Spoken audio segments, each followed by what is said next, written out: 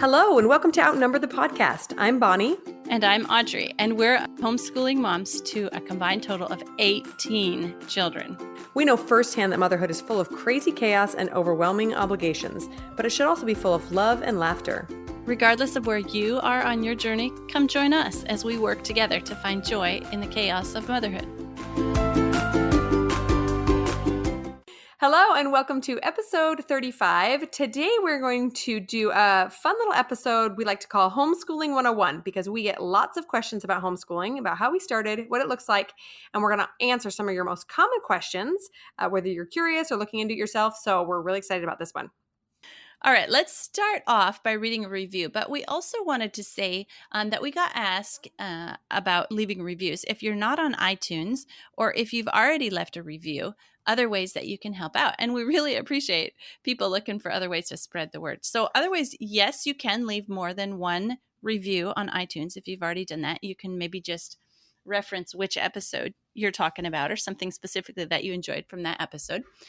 And then other ways that you can let people know about the podcast is tell your friends. And you can take a screenshot when you're listening and post that on Instagram or Facebook or, I don't know, email, whatever you want to do to help us out. We really appreciate everybody talking about the podcast.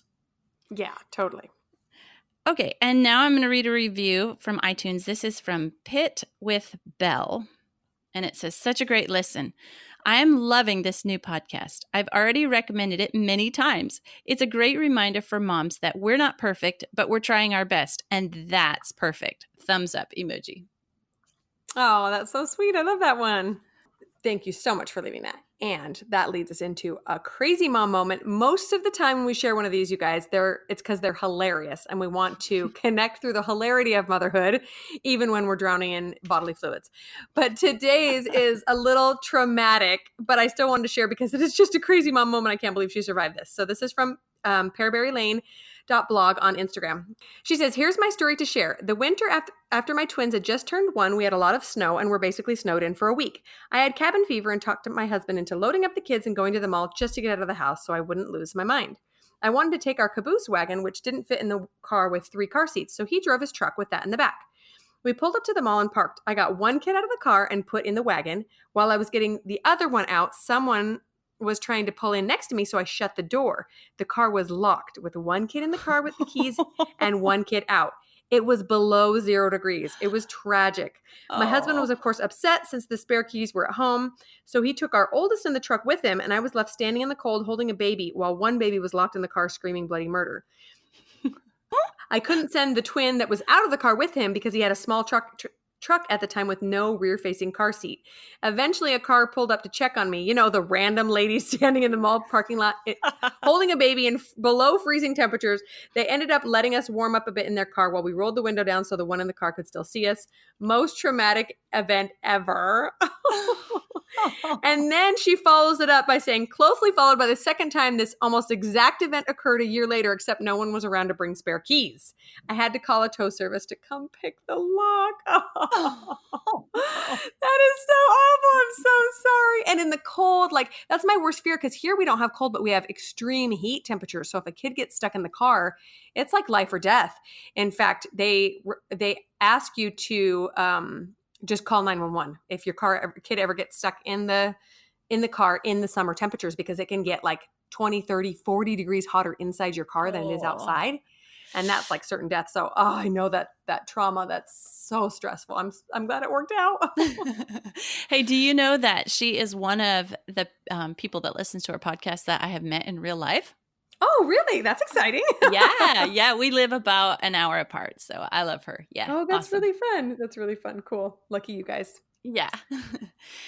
Okay, so this isn't an episode to convince you how to homeschool. We're just going to answer questions that we get a lot about homeschooling because, as you imagine, homeschooling 9 kids engenders a lot of questions. So we're going to answer some questions, Homeschooling 101. And Bonnie, at a later time, are we going to dive into different subjects? You know, I think that we are totally willing to talk more about homeschooling if the desire is there. So if you want to hear more about homeschooling or specific topics, curricula, extracurriculars, how we manage to get kids to all their events when we have kids at home. Anything else that you'd like us to dive deep on, we're happy to do that. Just send us an email or mention it in a review. We can plan for that as well. Yeah, absolutely. Outnumbered the podcast at gmail.com. And the other thing I wanted to say is that every single homeschool looks different because every home is different and every family is different. So, like, if we share something that works for us, may or may not work for anybody else because every single homeschool looks different. Yeah, exactly. And that reminds me of what Rachel Kovac said in her episode.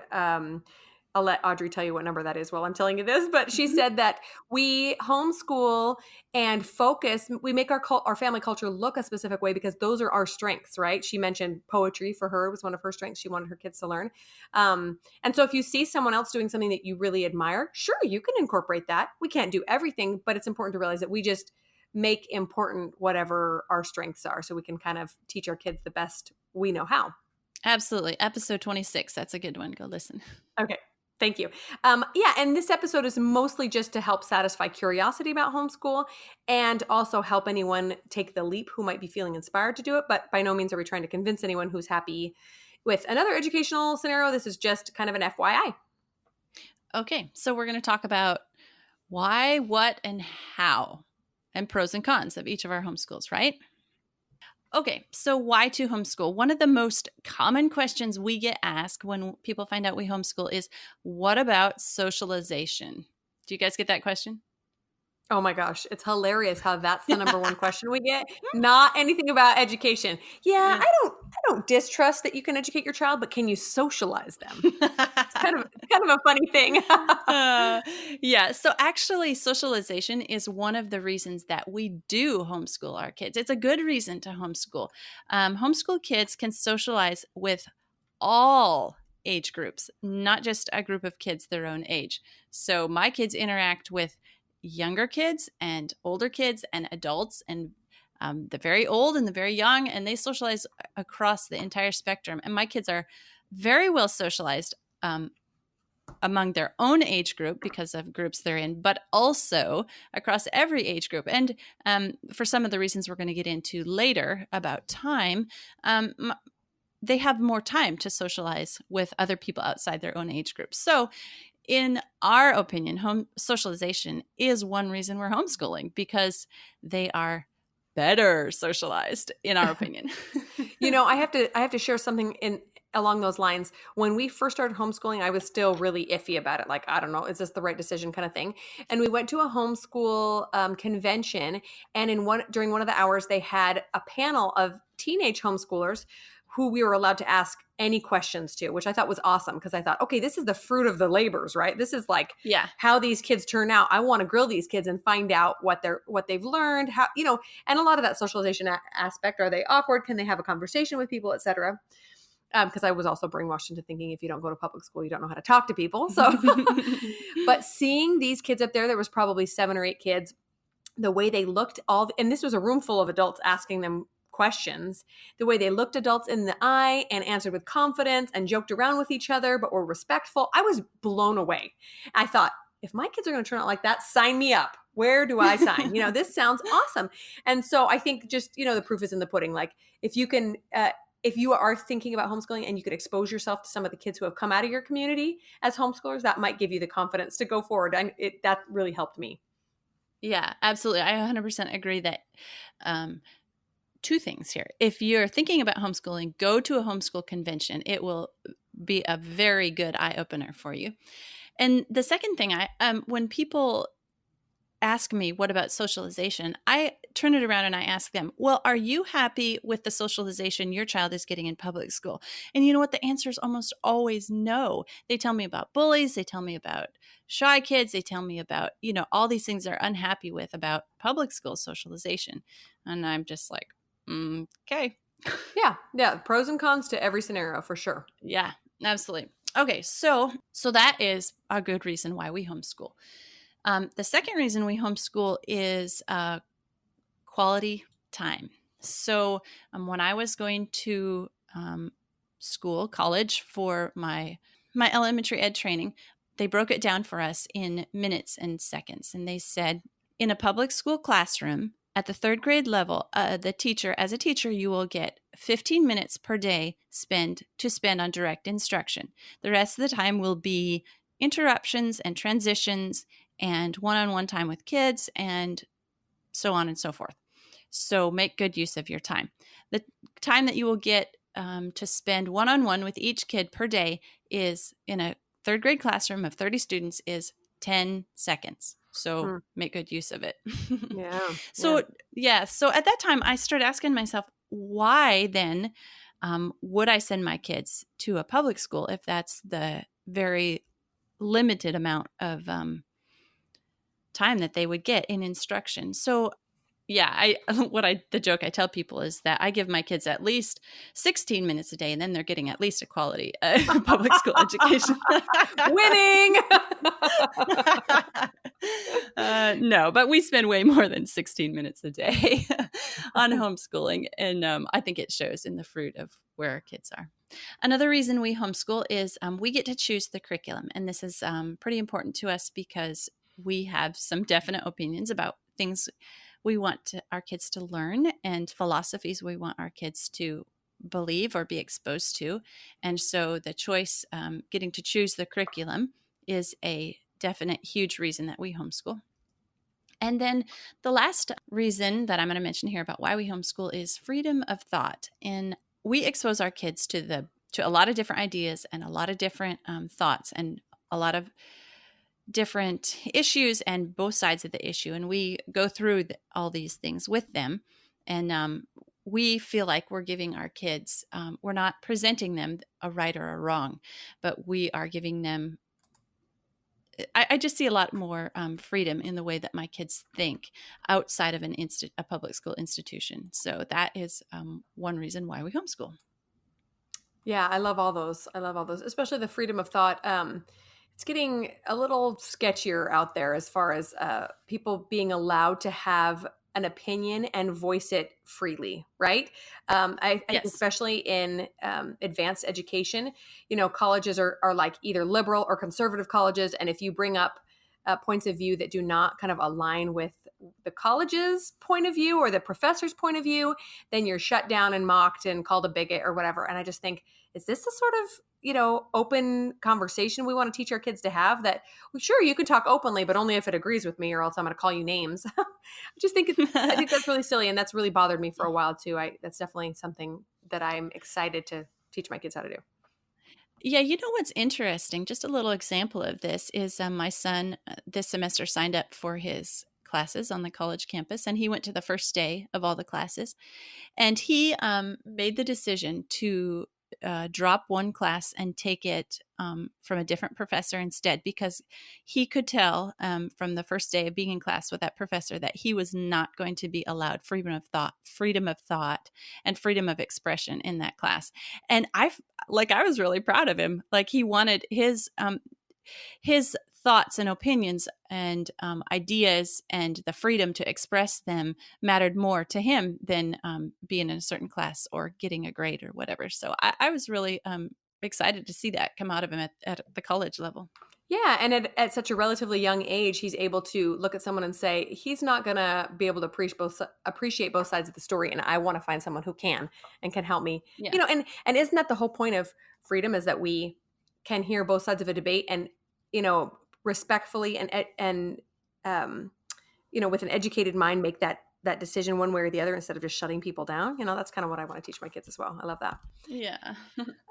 So just off air a minute ago, Audrey and I were expressing concern over a bill we're seeing in California that's mandating some vaccines, or else kids can't go to school. So, there's all these things popping up now that make the public school system a little bit trickier of a scene to navigate. And if we don't, fall in line with all the requirements that the government's asking of us, or any number of things, if we don't like the sex ed program or anything else that they're mandated to teach in the public schools, we might be looking into homeschooling. And the interesting thing to me is our why really had nothing to do with the curricula in the public schools or even government regulations or anything like that. Our family personally just felt really inspired to do it. This was 10 years ago. But since then, I've just seen all these other blessings come out of it. Namely that a lot of the things that you've said, Audrey, and we'll talk a little bit more about the pros that we've seen later on. But I'm really grateful that we came to that decision. So, like I said, our main why was just that we felt led to it, and we've since been able to see a lot of benefits. Now, I'm not going to say it's all sunshine and roses, because there's definitely some things that I'm like, oh, if my kids were in school, this wouldn't be an issue, or if someone else was teaching my kid, this wouldn't be an issue. So, like we say, there's really pros and cons to everything, but I really feel like the pros to homeschooling have outweighed the cons. Another one of our personal reasons, you talked about freedom of thought.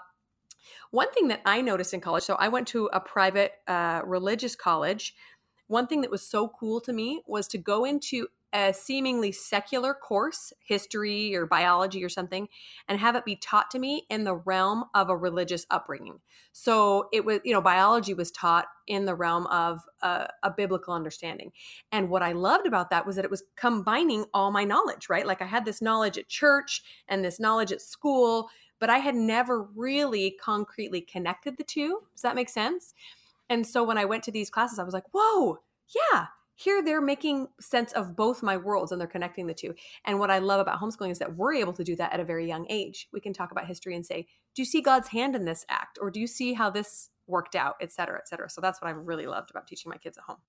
Okay, yeah, absolutely. I totally loved learning biology when I was learning it with my kids at home, with a Christian perspective, as opposed to the very secular way that I was taught biology in high school. It was like I could open my mind and combine all these different things that were going on together and make connections.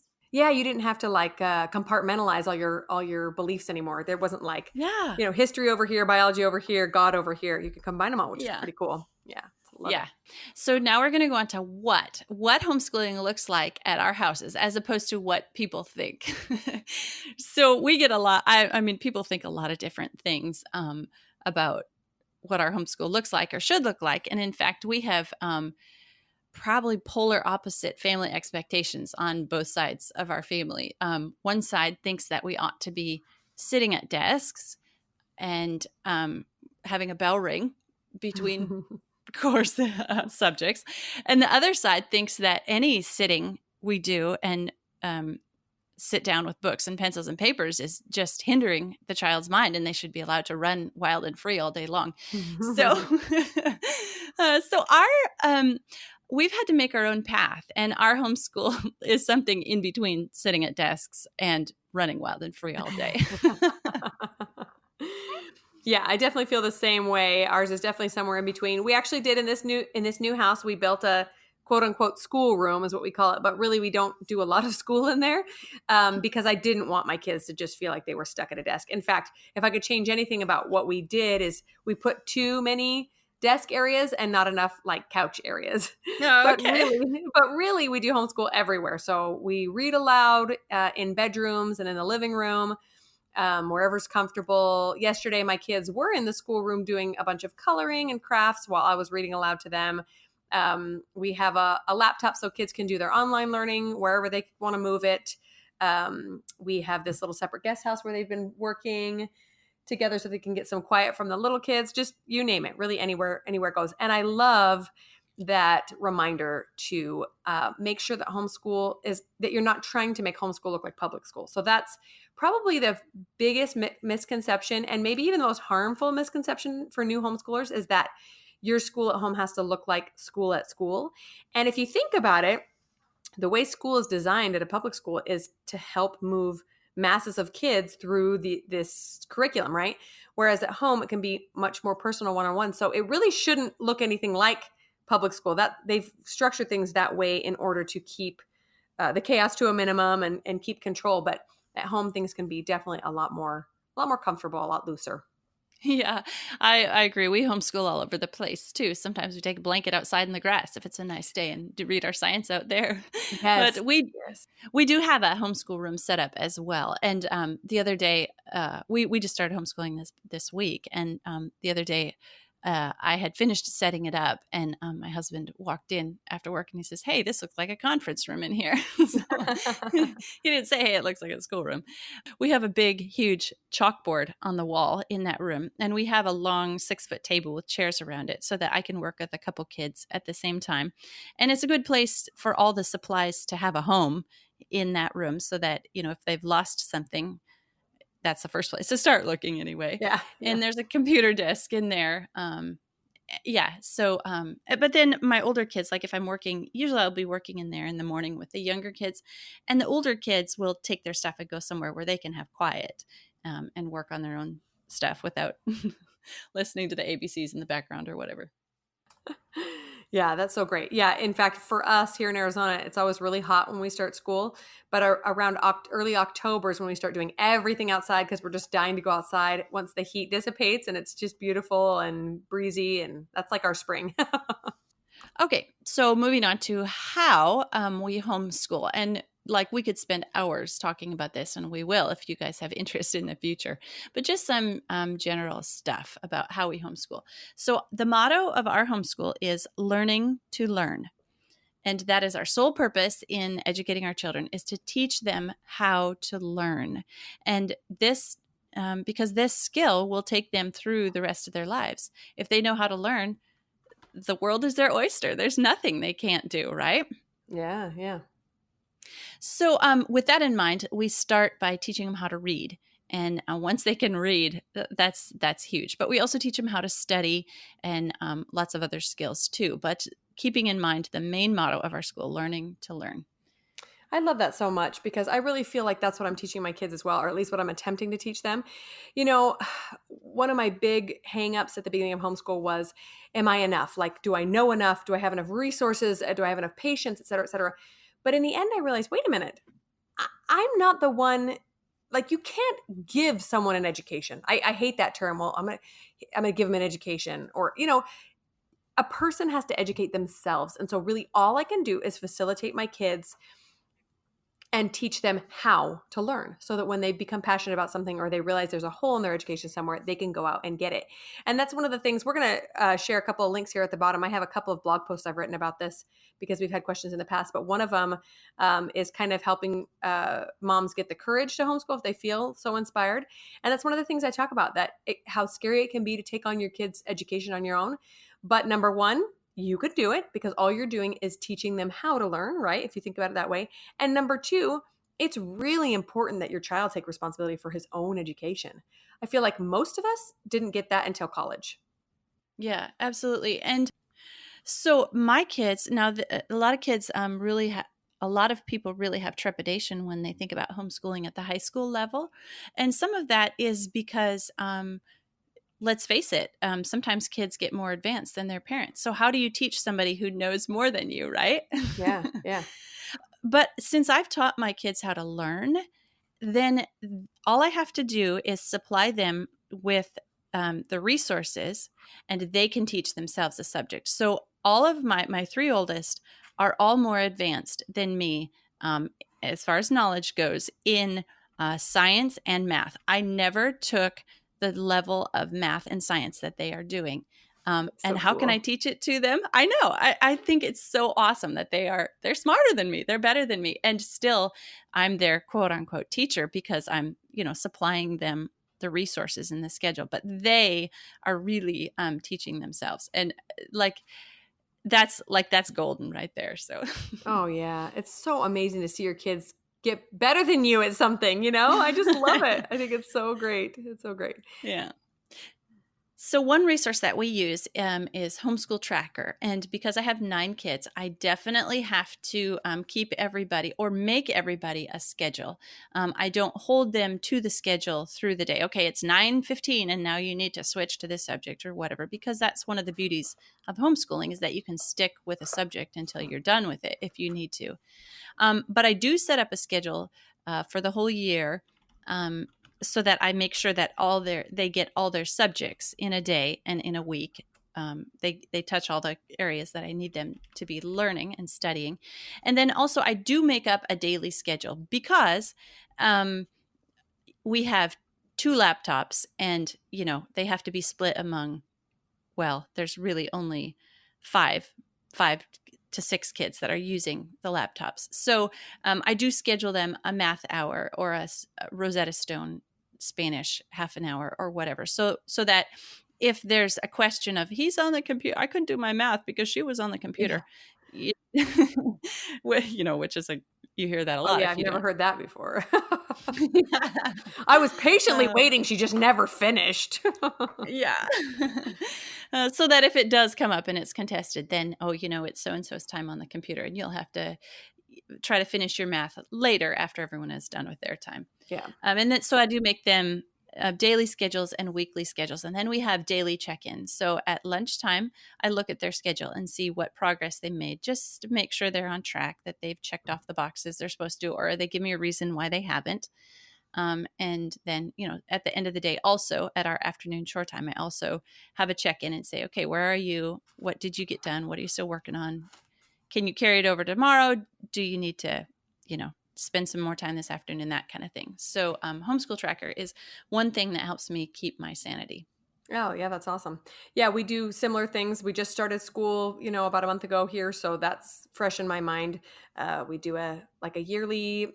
Everybody has a spreadsheet, where we talk about their yearly goals, and then we break it down, kind of by semester or month, depending on the subject. And same thing, the daily schedule, so they know what they're supposed to be doing, what days, etc. And you can really get as specific or as loose about this as you want, whatever lends itself well to your personality. Audrey and I have both mentioned we're very detail oriented, kind of control freakish. So we like to Yeah. have things down so we know exactly what's expected. And that really helps a lot of kids too. But yeah, that's the brilliance of homeschooling, is you can really do it however works best for you and your kids. So when I talk about the how, I want to just throw something out there that a lot of people don't realize when they first start homeschooling, is that there are like dozens of different paradigms that you can choose from. So I'm not talking curricula, I'm talking specific mind frames that you can pick from in order to structure your homeschooling around. So what I mean is like unschooling versus Waldorf versus Charlotte Mason, et cetera. So if any of those sound familiar, it just means what the learning looks like, basically. So I'm not going to get into detail about any of these, but I will share a website that I love, and I send all my interested friends in homeschooling there. It's homeschool.com. And at the top of the website, there's a big menu bar. Under the Getting Started guide, there's a button that says Homeschool Methods and Learning Styles. That's where I always send people to start. So you can just kind of get an idea of what's out there. You could say, oh, that won't work for my kid because he needs structure. Well, guess what? There's a really structured approach to homeschooling you can pick, or that's not going to work for my kid because he hates structure. Well, guess what? You can do something different, So that's a great place to start. You can click through all these different, like I say, I like to call them paradigms of homeschooling, and choose one that you think would work best for your family. So that's the great part about that. We have, just out of curiosity, we've done a couple of these, and we kind of change back and forth here and there. But Charlotte Mason has always been interesting to me. The Nurtured Heart approach, I don't know if you've heard of that. Just a lot of different resources. And that's the wonderful thing, is as my family changes, I can do pretty much whatever sounds good to us. So good place to start. Yeah. And different kids excel. Like you were saying, different kids excel Yeah, under different paradigms. exactly. Yeah. Yeah. But we stick pretty closely to a classical education, just if you're looking to Yeah. see what our paradigm is. Yeah, that's a great place to start. And also, I will put one more plug in here too. If you are interested in homeschooling and you decide to take the plunge, there's one piece of advice that I love and I've heard over and over, is to make sure that there's a bit of a detox period for your kids. Have you ever heard that, Audrey? No, So, but I haven't heard the term used, but I definitely you probably know what I'm get the talking about, idea right? behind that. Yeah, yeah. That if your Yeah. kids have been in public or private school and they've been used to getting up at a certain time and doing what's required of them day in and day out, it can be really beneficial to just take a month, 2 months, a semester, a year, whatever you think your family needs, and just relax. It doesn't mean just like play video games all day long, but it means like just read books together, just go on walks together, go to the zoo together, all these really learning rich experiences that have nothing to do with a pen and paper can be really beneficial to kind of help a kid's mind break out of that mold of, oh, I have to do it this way and I have to do what the teacher wants, and then it can be a little bit easier for them to ease back into, homeschooling your way. Anyway, I just love that piece of advice. I thought I'd share that. Yeah, that's awesome. Hey, one thing I wanted to say is I think as you homeschool, the longer you do it, the easier it gets. Yes. Yeah. And that seems counterintuitive because you're getting into more in depth and harder subjects. Mhm. But especially if you're doing kids, like I say, I spend some time preparing for the year. Well, I don't make up a new schedule for my kids every year. I look and see what. Okay, so this so and so is going to be at eighth grade level. What did my other kids do in eighth grade level, and which of those can I pick and choose from, and how what works, what's going to work for this kid, and would this schedule work, and would these subjects and materials work, and so on. So it gets easier because you are more familiar with it, but also they are more familiar with being in a homeschool setting. Yeah. Yeah, I totally agree with that. Not only do you tend to be a little bit more relaxed with yourself too, not so high pressure, and then also your kids know what to Yeah. expect. And once you've had one or two kids go through, elementary ed age, et cetera, then when you have other kids coming up, you go, "Oh, this works for so and so. We'll try this. Oh, that doesn't work for you." You know what I mean? And the curveballs don't mess you up quite so much. It's just experience. Yeah. So now we're going to share some pros and cons for each of our families. One huge pro for us is that we're using a curriculum. Our main curriculum is called Tapestry of Grace, and it is our history and literature, and you can use the writing curriculum that comes with that as well, and add on math and science and anything else you want. The thing that we love about this history curriculum is that all of our kids can be on the same era in history. So we're basically all studying the same history and literature, but at a deeper level or at a surface level, depending on their age. But it makes for such good family conversations. Like, one kid isn't studying the Vietnam War and one kid is studying, the Chinese building of the Great Wall of China. They're all at the same point in history. And so they know a Yeah. little bit, like even the youngest can contribute a little bit to a conversation around the table. And that's something that we love, is being able to have the same knowledge or be at the same place in history. So that's a huge pro for us that we wouldn't get if our kids were in 9 different grades in public school. Yeah, we've done a similar thing, and I like that for the reasons you said. And another one is if older kids have maybe slacked off a little bit in the past, if you do it in a cycle, you keep coming back to it, and they can learn from each other. So if in eighth grade the Absolutely. kid's like, "Oh, I don't really remember ancient civilizations," well, we're back at it, and you can learn from your siblings who are learning different, who are picking up different things from the same period in history. I love that as well. Yeah, absolutely. They don't get US history once, they get it 4 times. Yeah, So yeah. each time at a deeper level. And yeah, that we really enjoy that. Okay. So another pro for our family is that we're really, really close. And I'm not saying that kids that are in public school or private school can't be very close, but I think it just is, going back to time, is the amount of time that we spend together. Um, we just spend a lot of time together, and so we're very close. And I think that's been a huge pro for us of homeschooling.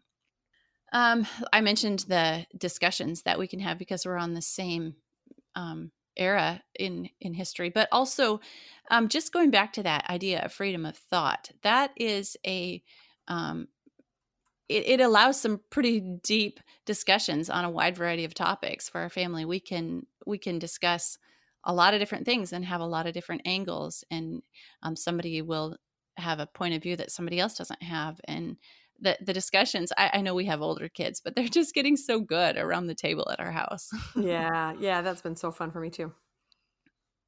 Okay. Another definite pro for us is flexible vacations. So we don't have to plan a vacation for when the kids are on spring break or something. Or we plan a vacation for when everybody else is in school, so we can have the beach to ourselves or Disney World or whatever. Flexible vacations is definitely a huge, huge benefit for Mhm, us. mhm. Early graduation has been a huge pro for our family on homeschooling. I know that we talked about this a little bit. Wasn't it in our Q&A episode, Bonnie? You can look that number up. Okay. Uh, um, so our kids, our two oldest, have graduated from our homeschool, and they I think we talked about this in how to afford kids too. They spent a couple of years working and traveling and doing some apprenticeship and learning a trade and skills and earning college credit. So being able to graduate early, not that public school kids can't graduate early, but we geared their whole homeschool experience around this idea of them graduating early. And it's really, really been a neat experience for them as well. Yeah, we're planning on doing the same thing, and I'm really excited about that. FY, the FAQ episode is 14, and the How to Afford Kids is Okay. 25. Okay. But yeah, I love Thank that you. idea, and being able to plan it way ahead of time. Like, okay, if we start college classes when you're 15 or 16, then you should be able to, get your associates by the time you leave home or something like that. It's wonderful to be able to plan a little bit ahead. Yes, absolutely. And then one last pro for us on homeschooling is our kids are pretty, they excel and are pretty advanced in all of their subjects or their favorite subject. I always tell my kids, you can do as many lessons in math as you want if math happens to be like candy for them. You can do as many lessons in math as you want as long as you don't fall behind in any other subject. So I'll Mhm. have a kid that's like, 4, 5, 6 years ahead in math just because they love it and they're Yeah. not falling behind in anything else. And, or maybe writing is their thing or whatever. And so one thing, I suppose this could be considered a con, is people ask my kids, what grade are you in? And they're like, Mom, what grade am I in? Happens every time, and I'm like, oh, my kids look really dumb when they ask that. Oh, your 12-year-old doesn't even know what grade he's in. I'm like, well, to be fair, I don't either. Like, well, your Yeah, I birthday's don't. in August, so maybe I know I have no. to count Okay. it every time. Yeah. And everybody's like, and you're homeschooling Yeah, your kids and this you have to lady's count bright. this on your fingers. Oh, but seriously, my kids are all over the place. They're not in any one grade. They're all over the place. They're in every grade because of their different interests. They're not behind in any grade, but they're just all over the place. And that's okay. That's a definite advantage of homeschooling for us.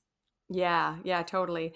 Yeah, I have to concur with every single pro you listed. But honestly, when people ask me what my favorite part of homeschooling, I honestly always answer with just time. I think time just in general. And I really feel like time plays into every one of those pros that you talked about, right? So being Absolutely. close knit as a family comes from spending time together. I mean, there's lots of fights too, but guess what? We work them out. Having discussions together comes from lots of meal times together, lots of drives together, hanging out around the house together, vacations, graduation early, etc., excelling in subjects because they have more time to spend on them. And the other thing I was going to mention is when we were talking about when we were doing our episode on mom intuition, I think I mentioned that the more time you spend with your kids, the easier it is to pick up on things that might be going wrong or even going well, right? If we want to really connect with our Yeah. kids and understand what they're struggling with, we have to spend time with them. And in building businesses too, me personally, I love having side hustles and things that I do for myself. But I think I'd feel extra guilty if my kids were gone at school and then I spent any time, afterwards doing it. I would feel like anytime they were home, I'd have to spend with them all the time. Whereas now they're home all Yeah. the time. So it's like, well, I can take a call right now and then I'll spend the afternoon together. Or tomorrow we'll spend the morning together and I'll do my stuff in the afternoon, etc. So I just love the benefit of time. Again, can also be a con. Yeah. Sometimes I'm like, if only I could get rid of you people. You're driving me crazy today. The episode on mother's intuition is episode 27. And I totally agree about time. In fact, I'm going to talk about it a little bit more when we talk about the biggest blessing of homeschooling. Okay, so just to mention a couple of cons other than what I've already mentioned, like I like I said, sometimes being around each other a lot is really frustrating. And sometimes I really do stress out about what they're getting and what they're not getting. I feel like if they went and got an education somewhere else and it turned out to be a crappy one, I could just blame the system. Where in this situation, I can only blame myself. So that's kind of a tough con for me. But then again, when I focus on the fact that it's my children's responsibility to get their own education and I make sure that I communicate that, then there really shouldn't be any blame. It should just be, this is how we're doing it. And it's up to you to get the best education you can get.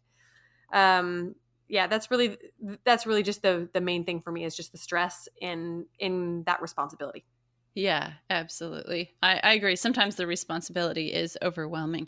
But, you know, like I said at the beginning, if you go to a homeschool convention and see all the resources and all the curriculum that is out there to help you, like I was mentioning, my kids are more advanced than me, than I ever got in math and science, or I'm learning right alongside of them in math and science.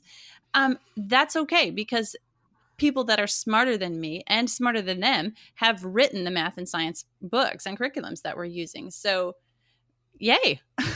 Yeah, yeah. Well, and I will just interject there. A pro that I didn't mention is for your kids to be able to learn from people outside of the family, outside of just the local school district and those teachers. So, for example, we like to look at the education of the founding fathers as kind of a ultimate example of like the classical education, right? They read classics, they write papers on it, and then they have like a mentor that they go to and they discuss these really difficult topics with.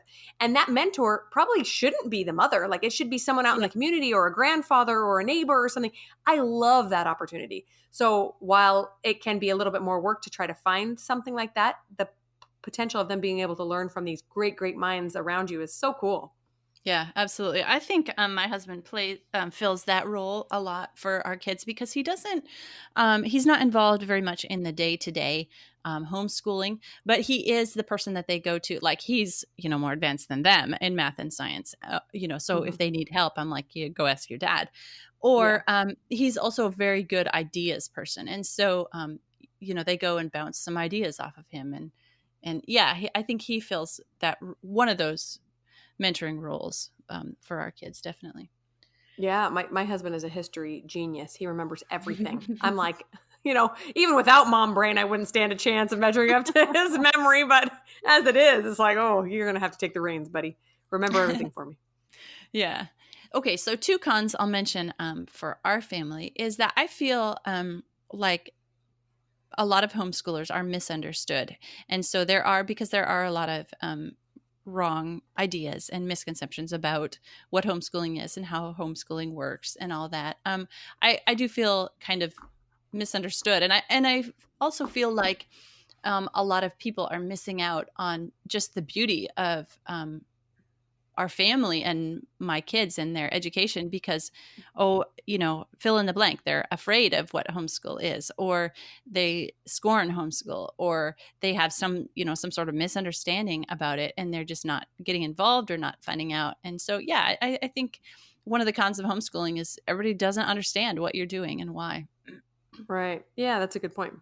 Another thing that can be seen as a con for us is that all of our kids' education and supplies, materials, curriculum, it all comes out of our pocket. So we don't get government assistance to homeschool. We get a little tiny bit of a tax break now in our state, but that's a relatively new thing.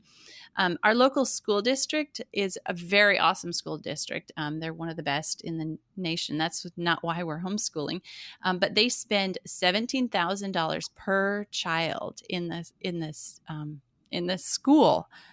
That's what they get Wow. per year. And how Man, many times? all you want is like half that, right? I know. How many times, if I had half that per kid, boy, the daughter that wants to go see Pompeii, we'd be there. Yeah. Field trip Seriously. coming up. Yeah, that'd be great. So then, I feel like you were talking about the pro of quality time. I feel like that's the biggest blessing for our family as well. And I have this little analogy that my husband shared with me years ago that really just kind of sums it up. So it's the freedom versus security analogy. And if you live in a maximum security prison, you have all your needs supplied. You don't have to wonder where your next meal is coming from. You don't have to wonder if you'll be safe. You're taken care of. You're protected. Your health care, all of that. You have complete security, but you have zero freedom in a Yeah. maximum security yeah, facility. So the opposite of that is if you are out living in the woods with no strings attached, you have ultimate freedom and you have zero security. You don't know where your Right. next meal is coming from. You don't know, if you're going to be able to healthcare or whatever. So those are the two opposite extremes, freedom versus security. And for our homeschooling model, we have chosen freedom. So we have freedom of time, freedom of thought, freedom of curriculum. Really, it's all homeschool for us is all about freedom. And yeah, that's the biggest blessing is that we have zero security Yeah. as far as homeschooling goes, but Yeah. all the freedom. And I just love that analogy as far as homeschooling goes. That's why we've chosen. That's why we're doing what we're doing. Yeah, I really love that as well. And to realize that every time you make a choice that you feel will benefit your family, oftentimes it's scary and it's really overwhelming. And you think, how am I ever going to do this? But, like we mentioned in the mom intuition, where there's a will, there's a way. If you feel like this is the choice for your family, you can make it work. I promise. It doesn't matter if you have a second grade education. There is so much out there between Google and YouTube and even just the free stuff on the internet. You can get an Yeah. excellent education. Khan Academy, all Khan these Academy. amazing Yeah. resources that are free. It's so cool. I mean, really, none of us has an excuse to be ignorant anymore. And the things that I've learned alongside my kids, Oh, it's, definitely. saying that I'm too ignorant to teach my kids is really kind of a cop out because I can learn just right along with them. And it's wonderful. The other day, my 14-year-old was like, geez, mom, how come you don't know this stuff? I was like, well, it's been 25 years since I've done that, but I'll learn right along with you. And it's been great. And I can show him a different way to do things and he learns a different way and we teach each other. And it's awesome. I really like that analogy. Thanks. Yeah. Yeah. So, like, we don't think homeschooling is for every family, but we definitely think it's 100% the right choice for our family. Yes, agreed. And that's what we want to leave you guys with is the confidence and knowledge that you know what's best for your children. And if this feels like the right path, do it. We know you can do it. And if it doesn't, great. You keep doing what you're doing, what is working for your family. And that is the biggest takeaway is you're the best parent for your kids and good luck in whatever path you choose. Thanks so much for tuning in. If you've enjoyed this episode, we'd be so grateful if you'd leave us a written review on iTunes. If you have any questions or ideas for future episodes, you can reach us at outnumberthepodcast@gmail.com and find us on Instagram at outnumberthepodcast. See you next week.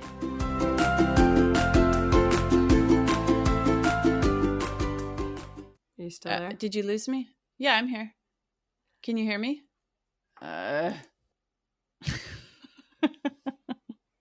Oh, you can hear me? Yes. Can you hear me? Curses. Which one I of don't us see needs any to lines log on out? any bumps on your line either. You're flatlining. Uh. Come back to me, Audrey.